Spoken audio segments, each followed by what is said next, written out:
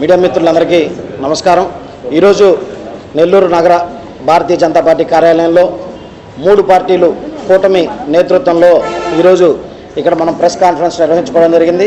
ఈ కాన్ఫరెన్స్ నిర్వహించుకోవడానికి గల ముఖ్య కారణం మనంటే తిరుమల తిరుపతి దేవస్థానం లడ్డూ విషయంలో కూడా గత ప్రభుత్వం 2019 నుంచి 2024 వరకు ఏదైతే కల్తీ చేసిందో ఆ కల్తీని ఈరోజు ఏ రోజైతే పవన్ కళ్యాణ్ గారు కూటమి ప్రభుత్వం ఆంధ్రప్రదేశ్ రాష్ట్రంలో వచ్చాక ఈరోజు లడ్డూలో కల్తీ జరిగింది.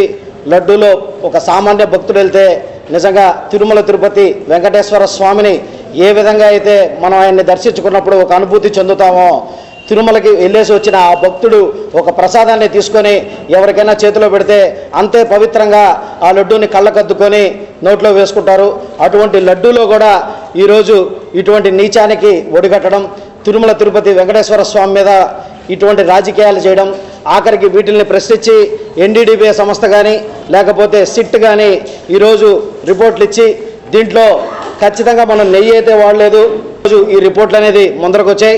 వీటిల్ని కప్పిపెట్టి డైవర్షన్ పాలిటిక్స్ చేసే విధంగా వీళ్ళు ఈరోజు తిరుమల వెంకటేశ్వర స్వామి ఫోటోని ఎత్తుకొని సైతం మనం ఈ రాష్ట్రంలోనే కాదు ఈ దేశంలోనే కాదు ఎక్కడ ప్రపంచంలో ఇప్పుడు దాకా వెంకటేశ్వర స్వామిని కూడా రాజకీయాల్లోకి తీసుకొని వచ్చి శాసన మండలిలో ఇప్పటి వరకు మనం కని విని ఎరుగని రీతిలో వెంకటేశ్వర స్వామి పటాలతో చెప్పులు ధరించి ఈరోజు శాసన మండలిలో ఈరోజు నిన్న వికృతమైన చేష్టాలు చేయడం నిజంగా చాలా ఖండించాల్సిన చర్య.